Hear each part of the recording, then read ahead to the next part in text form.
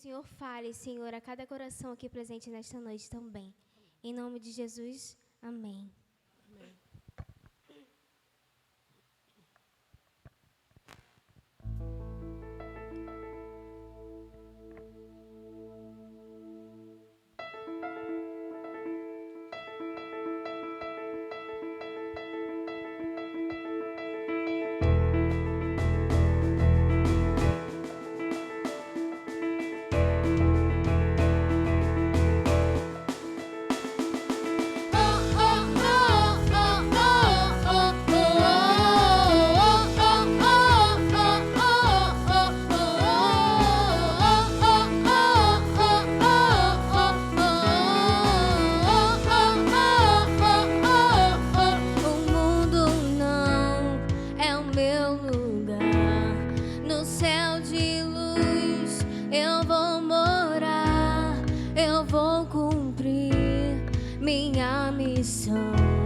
Levar ao mundo a salvação.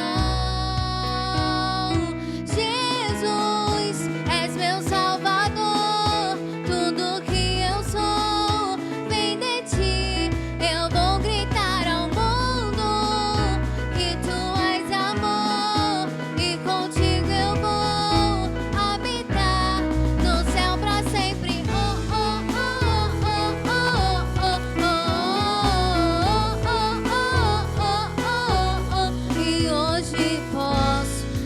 Livre então, a sua morte não foi em vão. Os meus pecados ele lavou, na cruz morreu e me salvou. Jesus, és meu Salvador. Tudo que eu sou vem de ti. Eu vou gritar ao mundo que tu és amor, e contigo eu vou habitar no céu pra sempre. Jesus, és meu Salvador.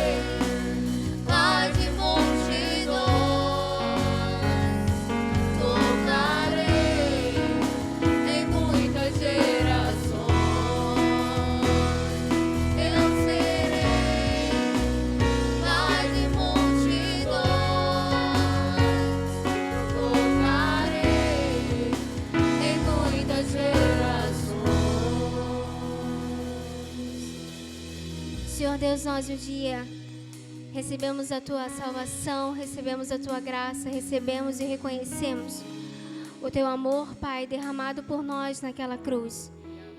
E nesse momento, Senhor, nós declaramos que nós queremos ser Pai de multidões. Nós queremos, Senhor, levar para os cativos, levar, Senhor, para aqueles que ainda estão debaixo do poder do inimigo, Senhor, para que eles sejam salvos. Para que, Senhor, essa alegria que nós sentimos, eles possam sentir também. Para que a salvação que nós recebemos, Senhor, eles possam receber também, Senhor, e que em nome de Jesus, cada um aqui presente nessa noite realmente possa ser, Pai, um Pai de multidões, que possa, Senhor, levar o seu amor para cada pessoa, Senhor, que ainda não te reconhece. Em nome de Jesus. Amém.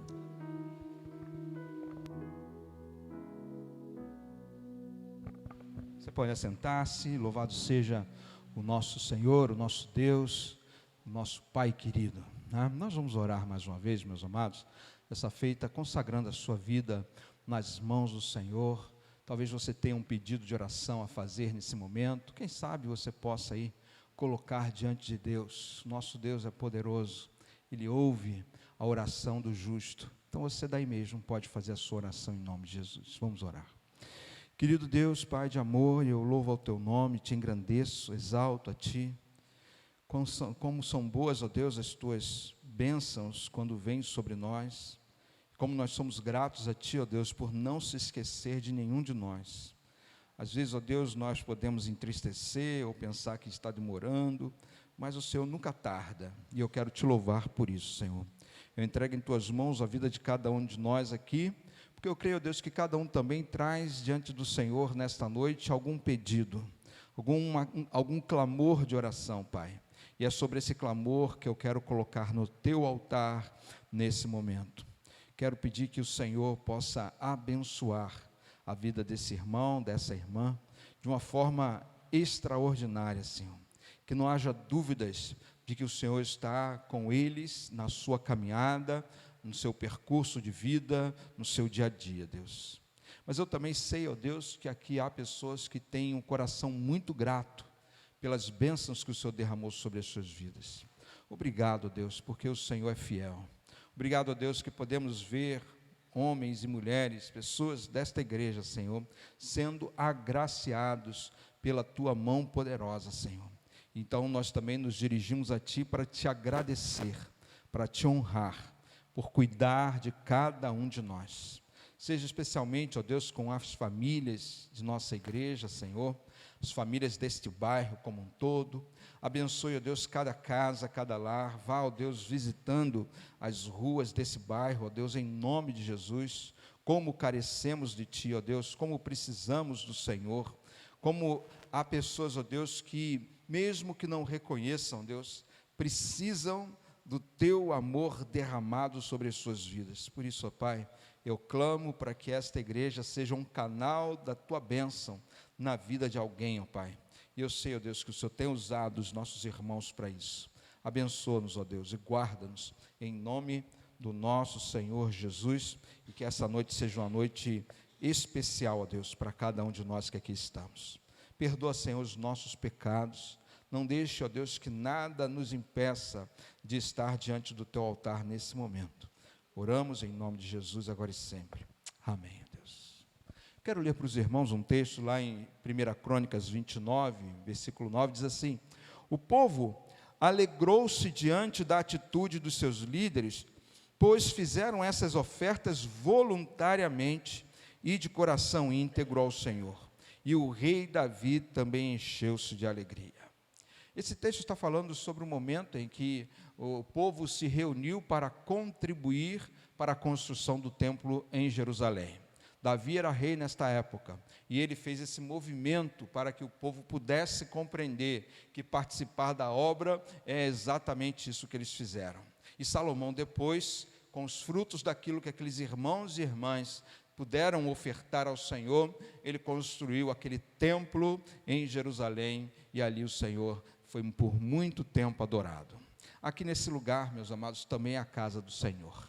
E nós também queremos nos alegrar diante de Deus ao trazer os nossos dízimos e ofertas. Isso deve ser sempre um compromisso de cada cristão, que deve fazê-lo com alegria, com destemor e também com dedicação em cada momento. O texto diz que eles deram ofertas voluntárias e todo o povo se alegrou. E o coração do rei também se alegrou. Seja assim com você, comigo e com todos nós, mas especialmente com o Senhor.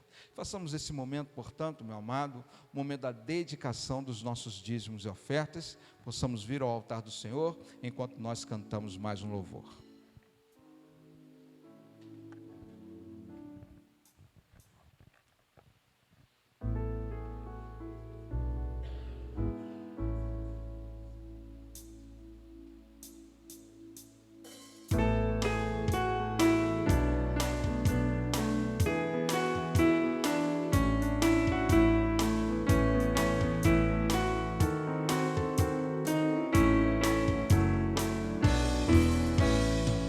Andei na escuridão, mas Cristo me encontrou, e com a luz do seu amor as trevas dissipou. Eu alegre vou na sua luz, pois Jesus agora me conduz. Desde que me achou da morte me livrou, ando sem sempre alegre, Cristo me salvou. No caso de se escurecer de nuvens todo o céu, Jesus bendito Salvador é luz que rasga o véu. Eu alegre vou na sua luz, pois Jesus agora me conduz. Desde que me achou da morte me livrou, ando sempre alegre, Cristo me salvou. Andando estou na luz de Deus, que doce comunhão, prossigo sempre conviver, deixando o mundo vão.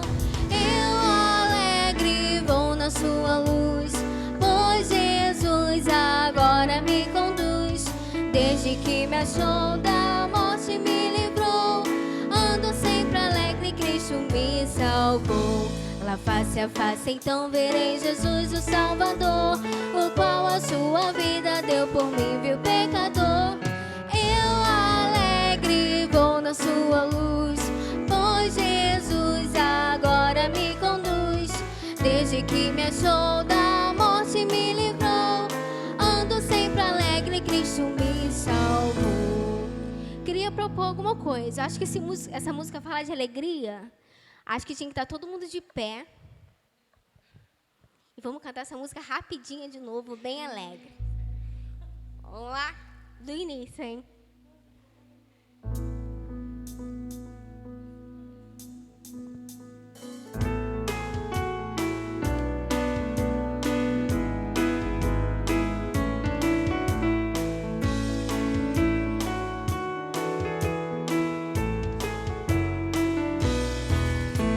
Perdido andei na escuridão, mas Cristo me encontrou, e com a luz do seu amor as trevas dissipou. Eu alegre vou na sua luz, pois Jesus agora me conduz. Desde que me achou da morte me livrou, ando sempre alegre, Cristo me salvou.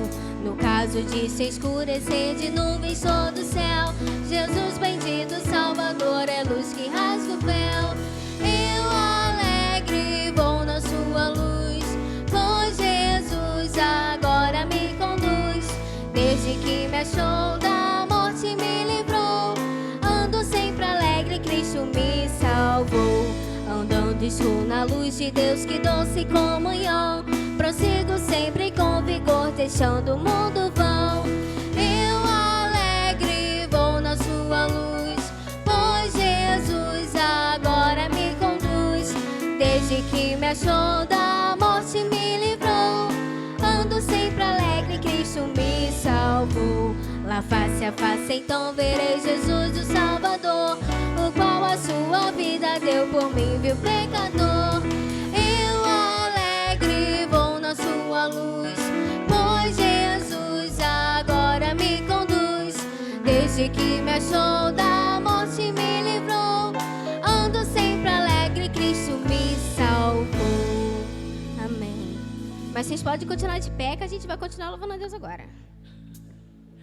Soberano Deus e Pai, obrigada, Jesus. Obrigada pela oportunidade que temos de te exaltar, de te louvar, de buscar fôlego, Senhor Deus, para dar o nosso melhor, Senhor Deus, para te engrandecer, para que o seu nome resplandeça, Senhor Deus, para que o Senhor ouça a nossa voz, ouça também nossos corações, Senhor Deus, porque é tudo para a honra e glória do seu nome. Obrigada, Deus, por cada pessoa que se fez presente aqui, cada pessoa que priorizou estar aqui contigo, te exaltando, se preenchendo um pouquinho mais para estar, as pessoas de lá de fora, durante a semana, extraírem um pouquinho de cada um, Senhor, que eles possam sair diferente do que entraram, Senhor Deus, e que aqueles também que não te conhecem, que se fazem presente aqui, deem oportunidade, Deus, para te conhecer um pouco mais, Senhor. Desde agora também eu coloco os dízimos e as ofertas, Senhor Deus, diante do Senhor, consagrando-as a Ti, Senhor Deus, que seja direcionado também pelo Senhor, Pai. Coloco também nossas vidas, Senhor Deus, as nossas famílias, Senhor, os nossos bens, Senhor Deus, rendendo graças a Ti pelos seus feitos. Muito obrigada, Deus, por todas as coisas que Tu tem acrescentado a nós. É em nome de Jesus que eu oro e orarei sempre. Amém, Jesus. Louvado seja o seu nome.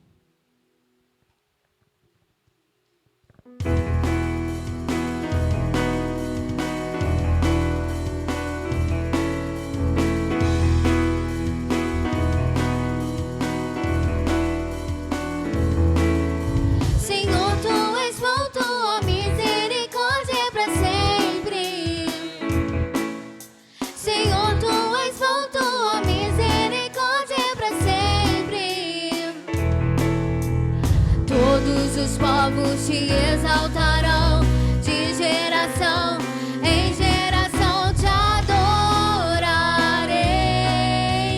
Aleluia, aleluia, te adorarei por tudo que és, te adorarei. Aleluia, aleluia, te adorarei por tudo que és. Deus é bom.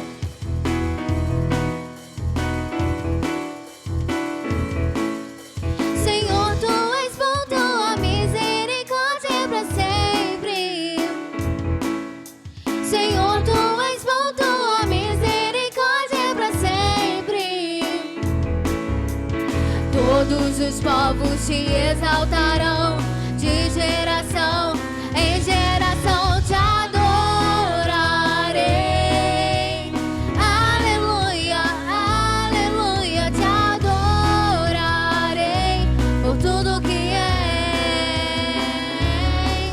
te adorarei.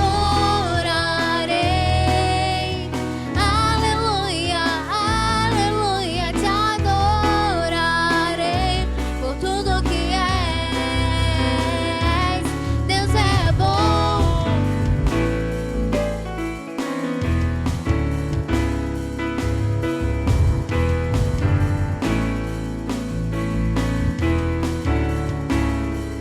Deus é bom o tempo todo, o tempo todo. Deus é bom, Deus é bom o tempo todo, o tempo todo. Deus é bom, Deus é bom o tempo todo, o tempo todo. Deus é bom, Deus é bom o tempo todo, o tempo todo. Deus é bom.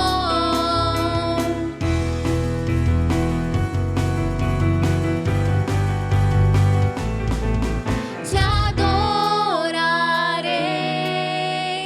aleluia, aleluia, te adorarei por tudo que és.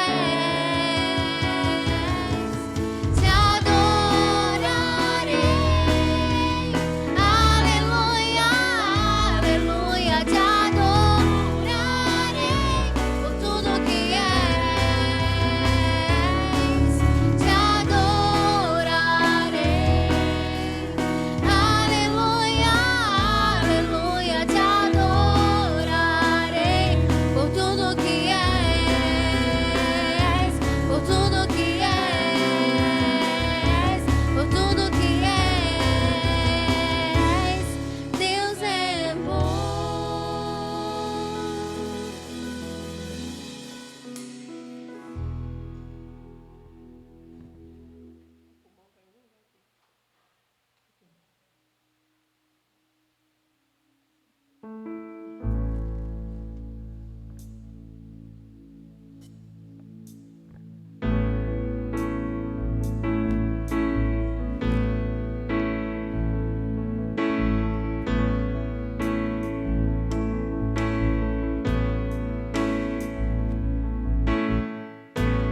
Há um caminho para a adoração, há uma porta que tem que se abrir.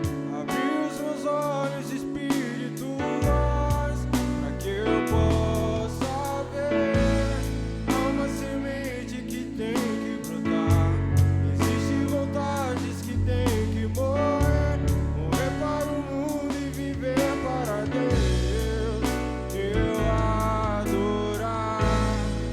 adorar a Deus, viver no seu altar. Adorar a Deus e me entregar. Adorar a Deus, viver no seu altar. Adorar a Deus e me entregar. Há um caminho para a adoração, há uma porta que tem que se abrir. Abrir os meus olhos espirituais para que eu possa ver. semente que tem que brotar. Existem vontades que tem que morrer. Morrer para o mundo e viver para Deus.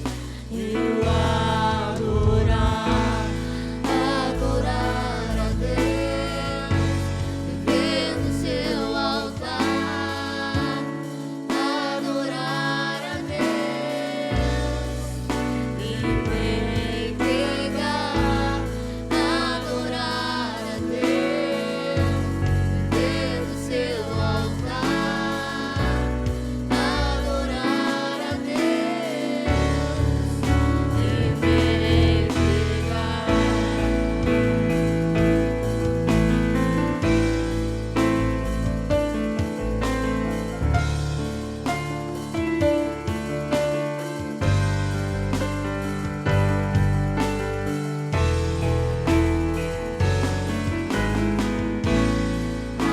Adorar a Deus, viver no seu altar, adorar a Deus e me entregar, adorar a Deus, viver no seu altar, adorar a Deus e me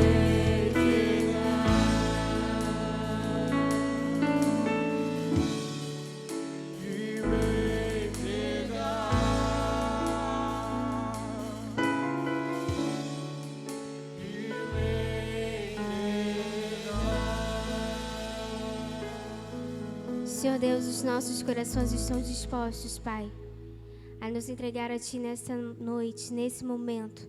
A entregar, Senhor, o nosso coração. A entregar, Senhor, os nossos ouvidos, Senhor, e a nossa atenção para a Sua mensagem, Pai, nesta noite. Em nome de Jesus.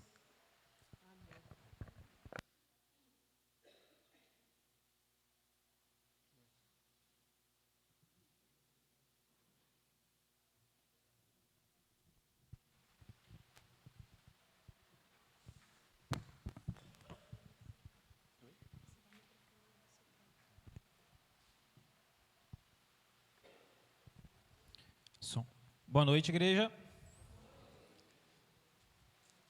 Ontem nós tivemos 2 eventos muito importantes aqui na igreja, né? O chá de mulheres e o churrasco dos homens. E você que ainda não... As mulheres estão se encontrando regularmente? Ou foi só um evento? As mulheres estão se encontrando regularmente ou foi só um evento? Uhum. Sim.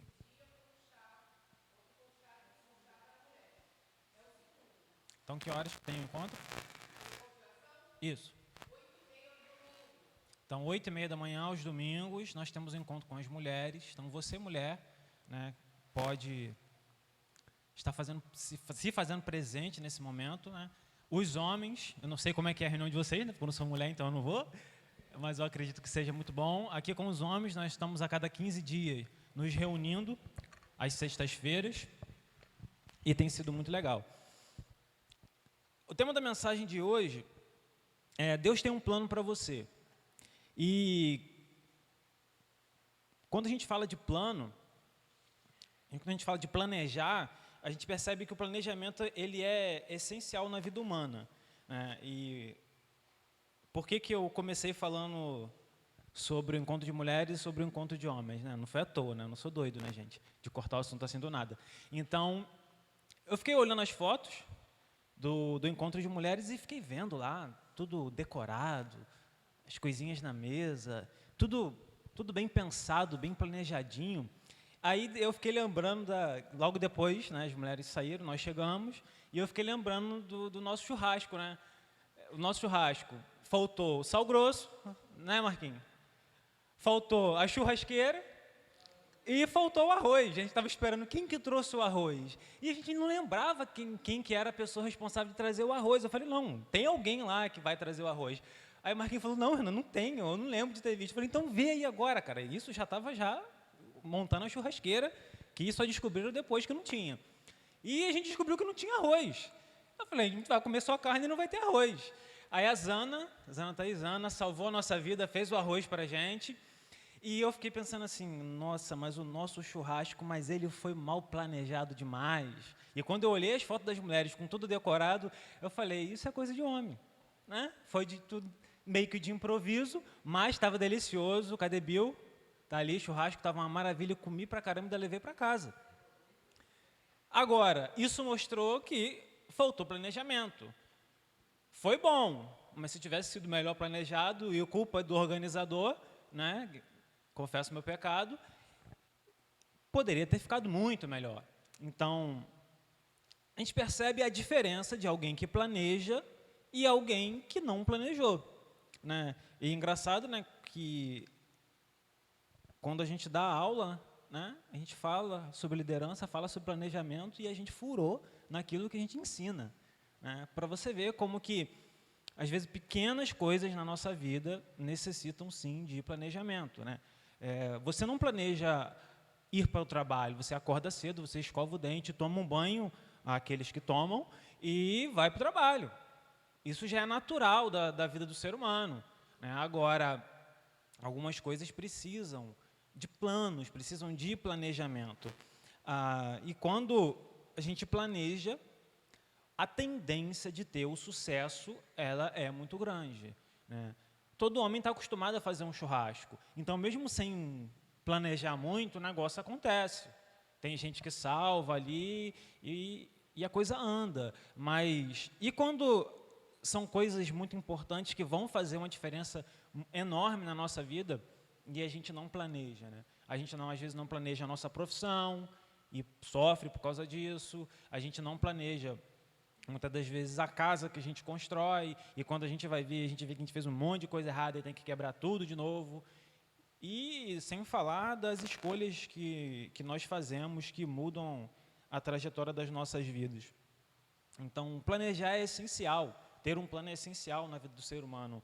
Na Segunda Guerra Mundial, um dos ataques mais conhecidos é o ataque do dia D na Normandia, e um dos planos que foram criados para aquele dia foi criar tanques de borracha infláveis e movimentar esses tanques para que o inimigo ele olhasse aquilo à distância e desconfiasse, achasse que o exército estava seguindo por um caminho.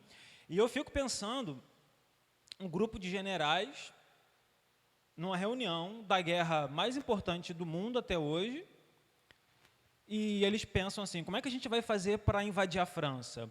E vai ali colhendo as informações, e tem um cidadão, eu acredito que esse cara levanta a mão e fala assim, eu tenho uma ideia. E todo mundo para, imagina aqueles generais de alto escalão, param para ouvir esse cara. E esse cara vira assim, por que a gente não faz um monte de tanque de borracha? Sabe, é uma coisa que, se falasse para mim na hora, não faz o menor sentido isso. Você fazer um monte de tanque de borracha para poder distrair o inimigo. Pior ainda são os soldados que tinham que ficar carregando aquele tanque para cima e para baixo, porque se tem um tiroteio no meio, você vai se esconder aonde? Atrás do tanque de borracha? Não vai rolar. Mas foi o que aconteceu, e aquilo foi um sucesso. E eles usavam até retroescavadeira para fazer a marcação, como se fossem os trilhos do tanque, e eles movimentavam de um lado para o outro. E uma coisa surreal, mas algo que foi bem pensado, e aquela invasão foi um sucesso, e é referência até hoje em filmes, em séries, em documentários, um dos maiores ataques anfíbios, se não o maior da história, de todas as guerras. Em um determinado momento, um homem ordenou um plano de sequestro de aviões, e esses aviões são lançados na época, dos maiores prédios do mundo, e esses prédios caem, desabam, e isso é conhecido até hoje como o ataque das Torres Gêmeas. E foi tudo planejado, tudo arquitetado, o sequestro dos aviões, o trajeto que os aviões iriam fazer, até o local onde eles iriam colidir, tudo isso foi arquitetado, foi feito simultaneamente, né? Fizeram várias investigações, pessoas que estavam hospedadas em lugares na cidade para planejar todo aquele ataque. Então, os planos garantem o sucesso da missão, seja para o bem, seja para o mal. O fato é de que a nossa vida, ela precisa ser planejada. E a gente sabe que tem planos de médio, curto e longo prazo. Alguns planos você precisa planejar o seu dia seguinte, que horas que você vai acordar, o horário que você precisa sair de casa, se você vai de ônibus, se você vai de carro. São planos que você faz a muito curto prazo. Agora, alguns planos são a médio e longo prazo. E você também precisa colocar ali no papel o que você vai fazer da sua vida, o que você vai decidir, porque alguma coisa precisa ser feita, né? Então, olhando para tudo isso, e principalmente olhando, né, para o churrasco que nós fizemos ontem, nós temos uma dificuldade muito grande de planejar.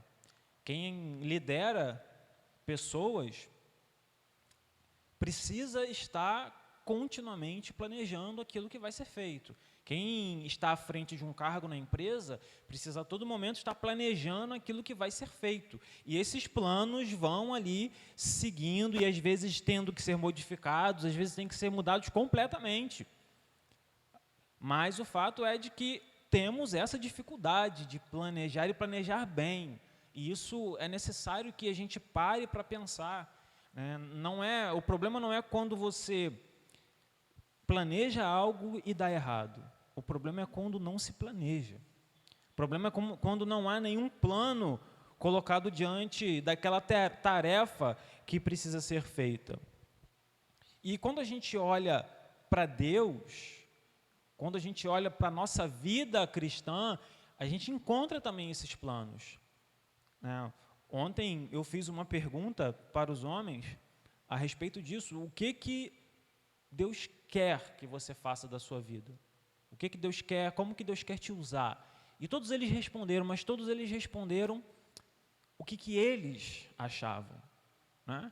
Mas não é isso que a gente geralmente faz? Eu acho que Deus quer isso da minha vida, porque eu gosto de fazer isso, eu gosto de cantar, então Deus está me usando para cantar. Eu tenho uma habilidade para encenação, então o meu ministério vai ser na parte do teatro. E a gente se coloca, e não tem problema nisso. A gente se dedicar a algo que a gente sabe fazer e que a gente gosta.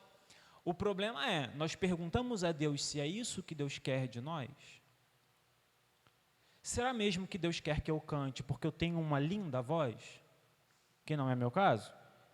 Será mesmo que Deus quer que eu esteja à frente de um grupo só porque eu tenho facilidade em lidar com pessoas? Será que Deus quer que eu pregue só porque eu tenho facilidade em me comunicar ou falar? E a gente, muitas das vezes, não pergunta para Deus: Senhor, qual que é o seu plano para mim? Qual que é o seu plano para a minha vida? E às vezes, porque vemos a pessoa se destacando em determinada área, achamos que aquela pessoa precisa estar ali. Quando vemos alguém pregando bem ou ensinando bem, falamos assim: não, esse cara tem que ser um pastor. Esse cara precisa, sim, ser um professor de EBD. Mas o fato é de que o que Deus quer para a vida dessa pessoa? Que planos Deus tem para nós? Você já se perguntou? Ou melhor, você já perguntou para Deus? Que planos Deus tem para a tua vida? Ou você simplesmente está levando a vida, fazendo aquilo que você gosta, fazendo aquilo que pedem para que você faça, sem saber o que Deus quer da sua vida? Eu queria que você abrisse sua Bíblia em Jeremias 29. A gente vai estar lendo do verso 10 ao 14. Aqui fala um pouco sobre os planos de Deus, ou como Deus planeja algo para o seu povo. Jeremias, capítulo 29, de 10 a 14. Logo depois de Isaías, tá, gente? Isaías é um livro grande, Jeremias também, então é bem no meio da Bíblia, fácil achar. Jeremias 29, 10 a 14 diz assim: Assim diz o Senhor, logo que se cumprirem para a Babilônia 70 anos, atentarei para vós outros e cumprirei para convosco a minha boa palavra, tornando a trazer-vos para este lugar. Eu é que sei os pensamentos que tenho a vosso respeito, diz o Senhor, pensamentos de paz e não de mal, para vos dar o fim que desejais. Então me invocareis, passareis a orar a mim e eu vos ouvirei. Buscar-me-eis e me achareis quando me buscardes de todo o vosso coração. Serei achado de vós, diz o Senhor, e farei mudar a vossa sorte. Congregar-vos-ei de todas as nações e de todos os lugares para onde vos lancei, diz o Senhor, e tornarei a trazer-vos ao lugar de onde vos mandei para o exílio. Até aqui. O contexto dessa história de Jeremias é a respeito do exílio do povo de Israel na Babilônia. Então, uma parte do povo estava no exílio, na Babilônia, e outra parte do povo estava em Jerusalém, e a cidade estava destruída, né? Nabucodonosor havia invadido, né, Israel, havia invadido Jerusalém, havia tomado os tesouros da casa do Senhor e havia levado consigo os cativos de Israel, as pessoas, os príncipes, as pessoas de maior importância, todos eles foram levados, né, de volta de Israel, mas algumas pessoas ainda ficaram em Jerusalém. E Israel e os israelitas tinham um orgulho muito grande da sua terra, tanto que de todos os povos que até hoje foram escravizados, Israel sempre foi um povo que lutou contra isso. Desde o exílio da Babilônia, o cativeiro na Babilônia, também na época do Egito, antes mesmo de ser uma nação chamada Israel, né, quando Deus então tira aquele povo dali, né, então ele ali cresce como os descendentes, né, dos filhos de Jacó, e ali ele se torna um povo, mas não um povo propriamente dito guiado por Deus. Isso acontece depois no deserto, e logo depois, com as invasões gregas e romanas, o povo sempre lutou contra isso. Sempre lutou contra essa questão da escravidão, contra essa questão de ser subjugado por uma outra nação. Porém, nesse momento é o que estava acontecendo com o povo. Uma parte do povo em exílio e outra parte do povo numa cidade totalmente destruída, totalmente derrubada, aquela glória que existia, que outrora existia em Jerusalém. E não só isso, as pessoas estavam distantes da presença de Deus e aquém da sua vontade, né? Tanto que o motivo pelo qual Deus permitiu que Nabucodonosor invadisse Israel era por conta da infidelidade do povo. Muitos avisos haviam sido dados ao povo, Deus havia levantado profetas para anunciar aquilo que iria acontecer, mas ainda assim o povo continuava um povo rebelde. Ainda assim o povo estava aquém da vontade de Deus. E quando nós olhamos para a vida do povo de Israel, a gente consegue perceber um padrão. O povo, muito por conta do rei, se afasta de Deus. Por conta disso, o povo acaba sofrendo. Quando não com pestes, quando não com batalhas, ou às vezes com o próprio governante fazendo com que o povo sofresse. Porém, quando o povo se voltava para Deus, Deus modificava toda a realidade daquela nação. Deus modificava toda aquela realidade, Deus mandava anjos para enfrentar os exércitos, Deus fazia com que houvesse chuva no meio da seca, e Deus então cuidava do seu povo a partir do momento que o povo se voltava para esse Deus. Mas naquele momento, as pessoas, mesmo ainda no cativeiro, estavam distantes da presença de Deus e aquém da sua vontade. A gente consegue perceber isso no texto de Daniel, quando o rei manda que todos comessem dos manjares, somente Daniel e seus amigos recusaram. Quando o rei manda com que aqueles homens se curvassem diante da estátua de Nabucodonosor, somente esses homens não fizeram. E onde estavam todos aqueles outros que estavam exilados ali também? Praticando as mesmas obras. Sinal de que aquele povo estava distante da presença de Deus. Havia esquecido todos os ensinamentos dos seus antepassados e tudo aquilo que permeava a vida de um verdadeiro homem e mulher que era voltado aos costumes e às tradições que Deus havia estabelecido. Então, o povo estava distante de tudo isso. E, por outro momento, e um pouco antes desse capítulo 29, o povo estava sendo enganado por falsos profetas, que diziam que o cativeiro não duraria muito, e que Nabucodonosor seria derrotado, e falando em nome de Deus, né, que aquele povo, aqueles exilados voltariam. Então, nesse momento, Deus ele traz nesse verso 29 falando sobre isso, que não, que esses homens, esses profetas, esses falsos profetas não haviam sido enviados por ele, né? E esses profetas estavam profetizando o quê? Profetizando a vitória. Não, o povo vai voltar em pouco tempo, o Nabucodonosor vai ser derrubado, proclamando vitórias em nome de Deus e algo que Deus não estava falando. E quando eu li esse texto, me veio no mesmo momento a memória de pregadores que vivem pregando a respeito de vitória. Vitória atrás de vitória, vitória atrás de vitória, sendo que Deus, em momentos na Bíblia, fala sim sobre vitória, mas em muitas das vezes também fala sobre sofrimento. Jesus falou sobre isso, no mundo tereis aflições. E o que nós vemos são igrejas cheias, porque pessoas querem ouvir sobre vitória. Pessoas querem ouvir que Deus vai fazer a sua empresa prosperar. Deus vai fazer você conquistar a sua casa própria. Deus ele vai fazer com que o milagre chegue na tua casa. Como se Deus fosse um comerciante em que a nossa adoração fosse a moeda que nós estamos ali pagando por uma bênção que nós queremos. E Deus ele é obrigado a exercer em nós a nossa vontade, não a dele. Então, quando eu olho para esses falsos profetas que estavam profetizando uma vitória que não estava sendo estabelecida por Deus,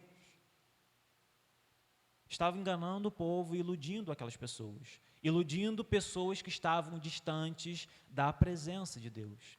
E é engraçado que Jeremias, alguns capítulos atrás, ele tenta convencer o povo a não acreditar nesses homens, e o povo não, o povo queria acreditar, porque nós queremos acreditar na vitória a todo custo, mesmo que ela não esteja na nossa frente, que ela não vai acontecer, nós queremos acreditar nisso. Porque alguém falou em nome de Deus que isso vai acontecer e acabou. Então, essa era a realidade do povo naquele momento. Então, o texto já começa no versículo 10, o texto que eu estou usando para abordar essa mensagem, dizendo assim: assim diz o Senhor, logo que se cumprirem para a Babilônia 70 anos. Então, Deus é categórico aqui, serão 70 anos de exílio. Serão 70 anos de servidão em Babilônia. Não acreditem nesses profetas que ficam profetizando que vocês vão voltar, que os exilados vão voltar. Existirão 70 anos de exílio. Esse texto é sobre uma carta que Jeremias envia aos exilados.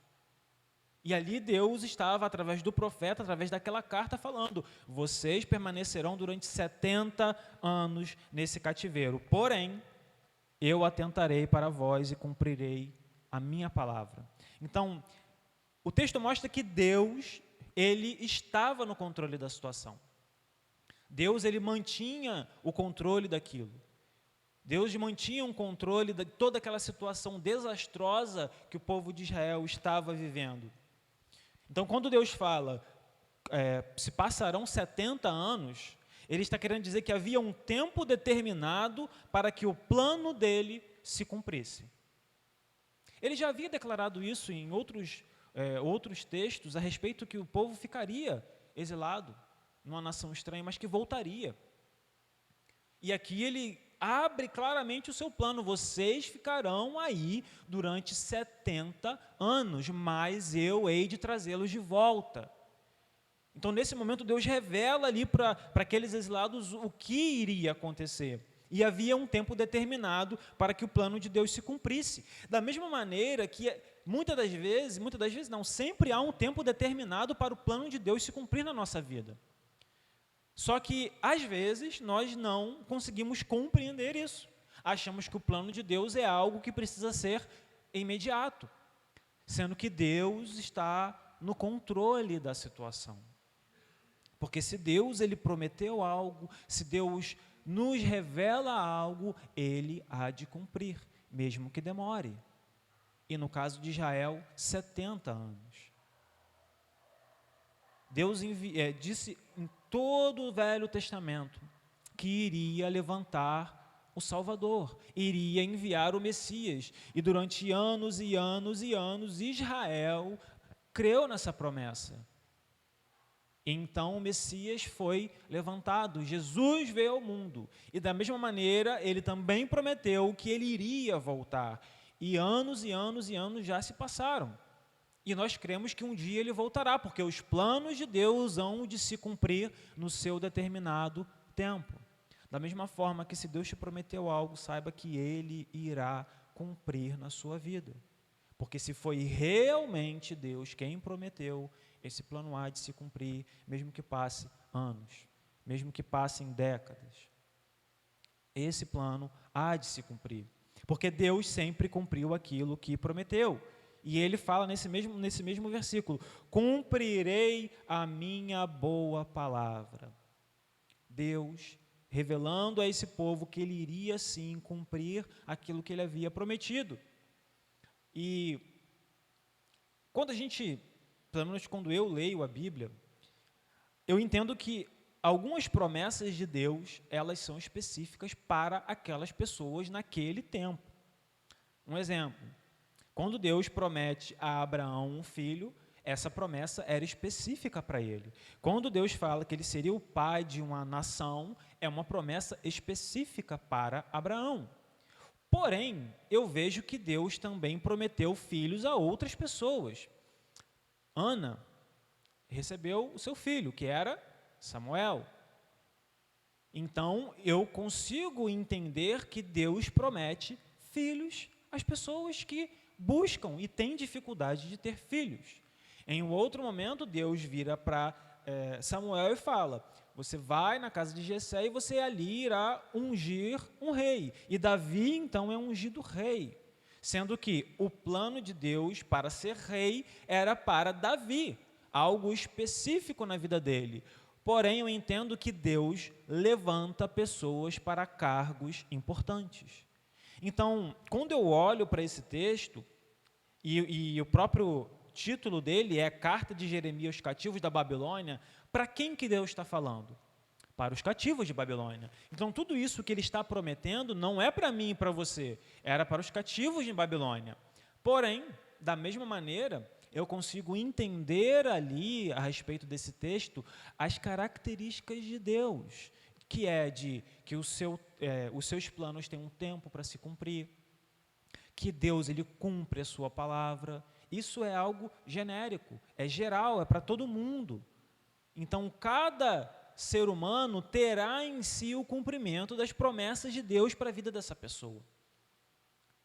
Por mais que o texto seja voltado a um grupo específico de pessoas, Deus ele tem planos bem estabelecidos para o seu povo. Esse é um texto muito famoso. Em uma outra versão diz que eu sei os planos que eu tenho a vosso respeito. A minha versão fala pensamentos, então o texto fala: eu é que sei que pensamentos tenho a vosso respeito. Então, Deus, ele sabe. Deus, ele sabe, ele tem os seus planos bem estabelecidos para a nossa vida. Deus, ele sabe aonde nós devemos chegar, aonde ele quer que nós cheguemos, e nós precisamos entender esses planos para a nossa vida. E quando Deus vira para eles e fala assim: eu é que sei, parece que ele está enfatizando algo, como se fosse uma autoafirmação. Eu é que sei. Sabe quando você tem um filho e o filho vira para você: ah, mas por quê? E aí o pai fala assim: porque sim. E a criança pergunta: mas por que sim? E o pai fala: porque sim, se você perguntar de novo eu vou te botar de castigo. E o filho entende, porque existiu ali uma autoafirmação. Eu sou o pai e eu estou falando. Uma época eu estava fazendo estágio num hospital em São Gonçalo e estudando a parte de bactérias, e eu olhava o cara trabalhando e o cara quase não me ensinava. E ele falava: essa bactéria aqui é isso, isso, isso. Eu falei: existem testes para você identificar quais são as bactérias. E eu virava para aquele cara e falei assim: mas como é que você sabe se você não está fazendo o teste? Ele parou, olhou para a minha cara, deu um sorriso de canto de boca e falou assim: porque eu sei. E não me explicou. E até hoje eu não sei como é que esse cara sabe. Mas ele autoafirmou: eu sei. Eu é que sei isso daqui. Então, Deus ele vira para aquele povo e fala assim: Agora eu vou traduzir para você entender o que eu estou entendendo também. Sabe aqueles profetas que falaram que o cativeiro não vai durar muito tempo? Sabe aqueles profetas que estão ali profetizando vitória, profetizando isso e aquilo? Eles não sabem de nada. Eu é que sei os planos que eu tenho para vocês. Sabe aquela pessoa que disse isso para você? Eu é que sei. Sabe aquela pessoa que falou de você? Eu é que sei. Sabe aquele plano que você está fazendo na sua vida sem me consultar? Eu é que sei. Eu é que sei os pensamentos que tenho a vosso respeito. Nada foge do controle soberano de Deus. Não importa o que nós façamos, nada irá fugir das mãos de Deus. Jonas quis fugir daquilo que Deus havia estabelecido e aconteceu algo trágico na vida dele. E ele precisou então voltar o que estava fazendo e aceitar aquilo que Deus tinha estabelecido para ele. Porque Deus sabia o que ele tinha que fazer. Eu é que sei os pensamentos que tenho a vosso respeito. Agora, esses pensamentos são pensamentos bons. Não são pensamentos maus para nos trazer dano, para nos trazer prejuízo. Pelo contrário, são pensamentos bons. O texto fala, são pensamentos de paz e não de mal. Então, aquilo que Deus deseja para a nossa vida, por mais que a princípio pareça sofrido, pareça difícil, mas eles não são planos ruins, planos que vão nos prejudicar. Pelo contrário, são planos bons. Agora, eu olhar para esse texto, ler o que está escrito aqui e trazer para a minha vida e falar assim, opa, só vitória. Deus tem planos bons para a minha vida. Estou feito, né? Agora, se coloca no lugar daquelas pessoas. Você está cativo numa terra estranha, você viveu todo um contexto de invasão, agora você foi levado à força para um lugar, você está ali servindo uma outra nação com cultura diferente, e Deus vira para você e fala assim, você vai ficar aí porque o meu plano, que ele é bom, é que você fique aí 70 anos. Tá de brincadeira, né? Onde que está a bondade nesse negócio aí que eu não estou conseguindo entender?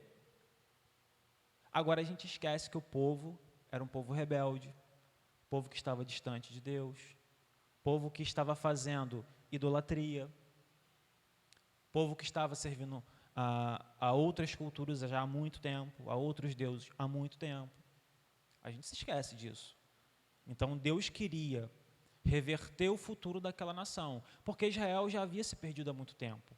Porém, ele era o povo escolhido de Deus, e Deus precisava fazer com que esse povo entendesse isso. Então, todo esse momento de exílio, Deus ele usa homens como Esdras, como Neemias, para restaurar o culto, restaurar os muros, restaurar toda a religião de Israel, restaurar o culto a Deus, ao verdadeiro Deus. Então, todo esse processo na Babilônia vai fazendo sentido ao longo dos anos. Quando Nabucodonosor, então, reconhece a grandeza de Deus, no momento da fornalha, então, quando Deus ele vai usando a vida daqueles homens para falar aos reis e o nome dele ser engrandecido naquele lugar, e aí a gente começa a ver verdadeiramente a bondade de Deus. Quando havia o quarto homem na fornalha, a gente começa a ver que Deus estava no controle, a gente começa a entender essa bondade, porque nem sempre os planos de Deus, eles são fáceis de entender, mas aquele povo estava ali reconhecendo, ao longo dos anos, duramente, a duras penas, que o plano de Deus daquele cativeiro era algo que mudaria a história de Israel, algo que mudaria a vida daquelas pessoas. E ele ainda fala que esses planos que são bons, são planos para dar a eles o fim que eles desejam. E o que eles desejavam? Voltar para casa, voltar para Jerusalém. Deus então falou: os meus planos são bons e vocês vão alcançar o fim que vocês desejam. No caso do povo, era a liberdade. No caso do povo, era voltar para casa. Agora, o que você deseja? O que o seu coração deseja? Renan, você acabou de falar que não tem troca com Deus, mas Deus nos dá aquilo que nós pedimos. O povo durante 400 anos estava cativo no Egito, escravos no Egito. E quando Deus vira para Moisés e fala: a oração, o clamor do povo subiu até mim. O povo pedindo libertação. Os exilados pedindo libertação. E Deus então concedeu a eles aquilo que eles desejavam. E se Deus concedeu a eles aquilo que eles desejavam, por que que Ele não pode conceder a mim e a você aquilo que nós desejamos? Precisamos seguir os seus planos. Precisamos seguir os planos de Deus para a nossa vida, para que nós possamos chegar ao fim que nós desejamos. E como será então a nossa vida quando seguirmos esses planos? O verso 12 diz: então, eu entendo que depois de tudo isso, vocês me invocarão e passarão a orar a mim e eu os ouvirei. Haverá uma relação profunda entre Deus e o homem, a partir do momento que o homem entende e segue os planos que Deus tem para ele. Então, quando eu abraço os planos de Deus, eu passo a ter uma relação maior com Ele. Aquele povo estava distante, aquele povo não mais procurava a Deus, aquele povo não queria mais saber de Deus. E aqui ele está falando: quando isso acontecer, vocês me invocarão, passarão a orar e eu vou responder vocês. Não é? E quando o culto lá é estabelecido, agora, acho que foi Esdras, né? Me corrija se eu estiver errado, que estabeleceu lá novamente o culto. O povo passou a invocar o nome do Senhor. Por quê? Porque aquele povo entendeu o que estava acontecendo ali. Aquele povo sabia que a vitória agora sim realmente estava chegando. E logo após o plano de Deus se cumprir, então o povo buscava a Deus e Deus os ouvia. E da mesma forma que aquele povo voltava a ter uma relação com Deus, nós, muitas das vezes que estamos distantes desse Deus, precisamos também voltar a nos relacionar com Ele. E quando eu entendo o plano que Deus tem especificamente para a minha vida, eu começo então a me relacionar cada vez mais profundo com esse Deus, cada vez mais próximo desse Deus. E quando eu falo, eu sou ouvido. Está aqui. Quando eu falo, Deus me escuta. Olha que maravilha. E ele continua falando no verso 13: vocês vão me buscar e vocês vão me achar. Agora, vocês só vão me achar se vocês me buscarem de todo o coração. Não adianta você ficar com o seu coração dividido com os outros deuses, com os ídolos, igual vocês estavam no passado. Vocês precisam me buscar de todo o coração. E quando vocês fizerem isso, vocês vão me achar. Quando vocês fizerem isso, vocês vão me encontrar. E ele fala: e quando vocês fizerem isso, eu serei achado de vós. Vocês vão me achar aonde vocês estiverem. Vocês vão me encontrar. Agora, para isso, vocês precisam seguir os meus planos. Vocês precisam ser guiados pela minha vontade. E o texto fala, lá no verso 14: e farei mudar a vossa sorte. Aqui não é sorte não, tá, gente? Jogar na Mega Sena, não é nada disso não, tá? Mas é mudar a nossa realidade. É mudar o nosso destino. Porque aquele povo estava destinado a viver a vida inteira no exílio. E Deus já estava declarando: não, eu vou mudar a sorte de vocês. Vocês não vão ficar nesse momento de desilusão, de tristeza. Eu vou tirar vocês disso. Então, quando a gente passa por situações assim, precisamos lembrar dessa promessa. Mesmo na dificuldade, mesmo no sofrimento, quando eu me debruçar e buscar os planos de Deus para a minha vida, e quando esses planos se cumprirem, nossa sorte será mudada. Mas eu preciso buscar esses planos. E foi assim que aconteceu com aquele povo. E é assim que acontece com a gente também. Então, depois disso tudo, eu vejo que para a nossa vida, para a nossa realidade hoje, existem 3 coisas que nós precisamos fazer. A primeira delas é descobrir quais são os planos que Deus tem para mim. Não aquilo que eu tenho para oferecer para Deus, ou aquilo que eu quero fazer para Deus, mas é o que Deus tem para mim. O que Ele quer que eu faça, mesmo que isso seja algo que eu não quero fazer. Vocês acham que Abraão queria sair da terra dele? Um cara rico, bem estabelecido, e ir para um lugar que Deus ainda ia mostrar?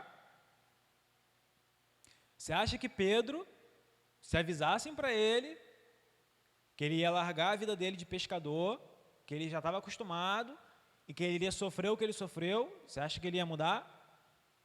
Você acha que foi fácil para Paulo deixar aquele cargo importante que ele tinha e virar então um homem de perseguidor a perseguido? Eu acho que dos apóstolos não teve alguém que apanhou mais que Paulo, que sofreu mais que Paulo. Então, da mesma maneira, eu preciso descobrir o plano que Deus tem para mim. Porque Jesus virou para Pedro e falou, ó, para com esse negócio de ser pescador de peixe, agora tu é pescador de homem, malandro. E Pedro aceitou. Ele virou para Paulo e falou que não era Saulo, por que você está me perseguindo? Não é? Aí ele para de ser um perseguidor para ser perseguido.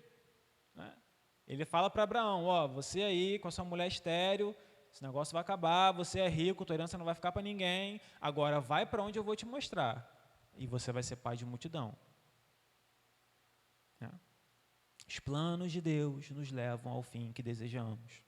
Os planos de Deus precisam ser seguidos, mesmo mesmo quando nós não queremos seguir esses planos, eles precisam ser seguidos. Mas para isso, primeiro, eu preciso descobrir quais são os planos de Deus para a minha vida. Se você até hoje não perguntou isso para Deus, está na hora de você perguntar o que Deus quer da tua vida. Segunda coisa, nós não podemos lutar contra esses planos. Eu lutei a minha vida inteira contra os planos de Deus para mim. Eu estava comentando ontem no churrasco sobre isso. Lembra, Júnior, quando o pastor... Júnior lembra. Chamou a gente ali no canto. Acho que 15 anos que a gente tinha. Menos, né? E ele virou para mim e falou assim, Deus está se levantando para a palavra. Aí virou para Júnior, você é para a música. Lembra? E o que acontece hoje? Mais de 15 anos. Júnior está aqui na música e eu estou aqui na palavra. Algo que foi falado e eu creio que aquilo foi profetizado há mais de 15 anos atrás. Porém, eu lutei a minha vida inteira. Porque, gente, não é fácil estar aqui na frente falando, não. Eu estava falando muito com os homens, toda vez que eu venho pregar, eu fico nervoso, sovaco suando, perna tremendo, e tem que vir. Quando eu vou dar aula, você acha que é fácil? Lá no Haggai, um pastor que às vezes já tem pós-graduação, doutorado, tem que dar uma aula para esse cara de anos e anos e anos de igreja, igrejas grandes, com mais de 200, 300 membros, acha que é fácil? Não é fácil não. Mas Deus está me levantando para isso, Deus está me levando para isso e eu tenho que aceitar. Porque eu já cansei de correr dos planos de Deus, eu já cansei de fugir disso daí. E Deus, eu tenho certeza que está te chamando para alguma coisa. E eu tenho certeza que algumas pessoas aqui já sabem o que Deus quer da vida e estão lutando contra isso. Então, para de lutar. A gente não é Jacó para ficar lutando com Deus, gente. Deixa Deus vencer o negócio. Senão você vai ficar com a perna manca. Então, para de lutar contra Deus. Para de lutar com Deus e aceita de uma vez o plano que Ele tem para a tua vida. É muito mais fácil. E terceiro, a partir do momento que nós descobrimos, a A partir do momento que paramos de lutar e aceitamos o plano de Deus, a nossa vida precisa ser guiada na direção desse plano. Seja no nosso trabalho, seja no ministério, seja na família, seja onde a gente vai morar, seja o que for. A minha vida precisa ser guiada nesse negócio aí. Pedro deixou de ser pescador de peixes, virou pescador de homens e viveu a vida toda fazendo isso. Paulo deixou de ser perseguidor para ser perseguido e passou a vida inteira fazendo isso e implantando igreja onde ele passava. Abraão deixou de ser um cara que não teria filhos para ser um pai de uma multidão, de uma nação que persiste em existir até hoje, mesmo passando por todo tipo de problema. O judeu, ele não aceita deixar de existir.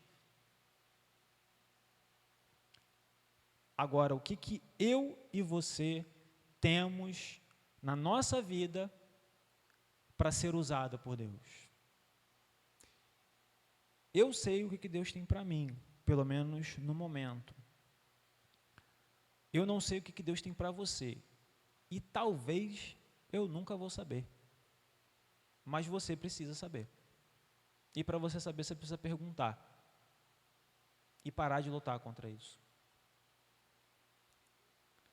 Aquele povo que outrora estava distante de Deus, cativo na Babilônia, volta para sua terra, glorificando o nome de Deus.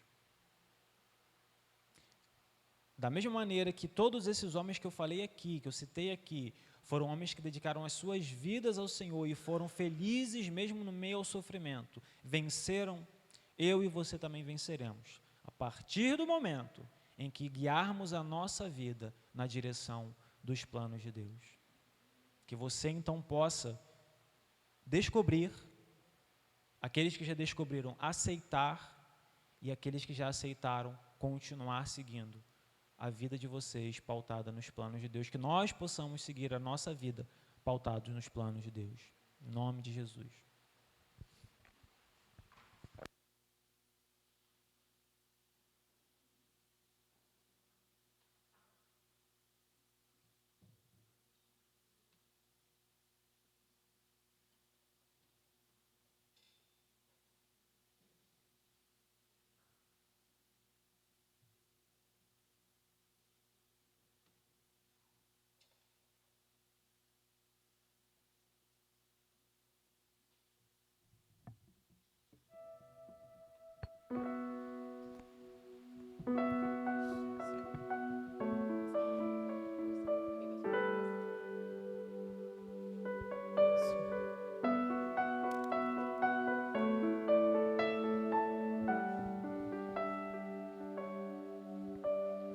Tudo que eu tenho a te ofertar é um quebrantado coração. Eu queria ter muito, muito mais, mas tudo que eu tenho é um quebrantado coração.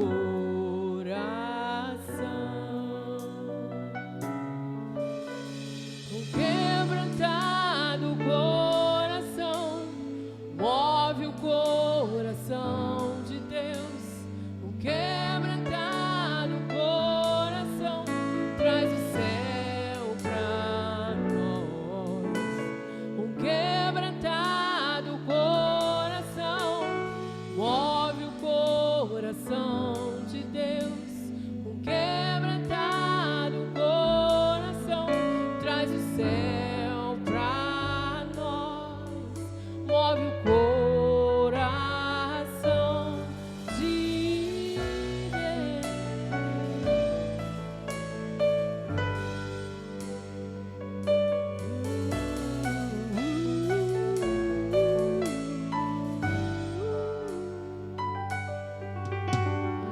Tudo que eu tenho a te ofertar é um quebrantado coração. Eu queria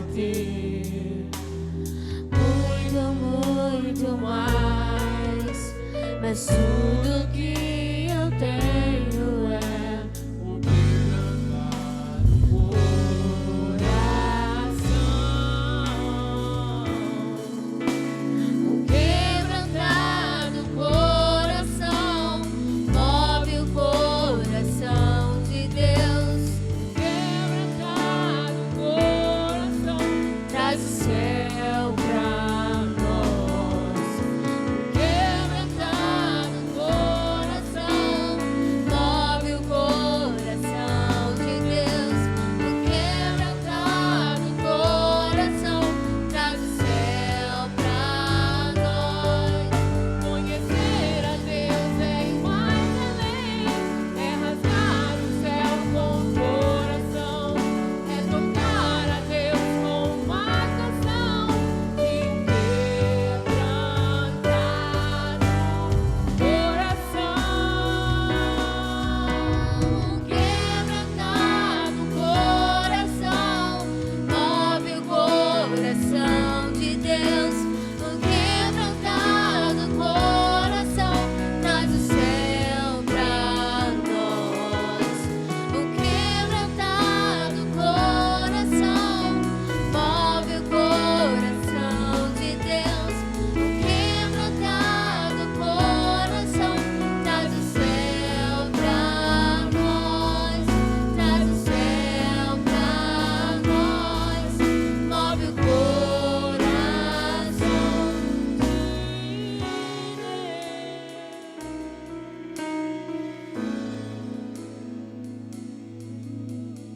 Que nós possamos ter então um coração quebrantado e disposto a ouvir a voz de Deus e a cumprir aquilo que Ele tem preparado para cada um de nós. Que em nome de Jesus todos tenhamos uma semana abençoada por Deus. Amém.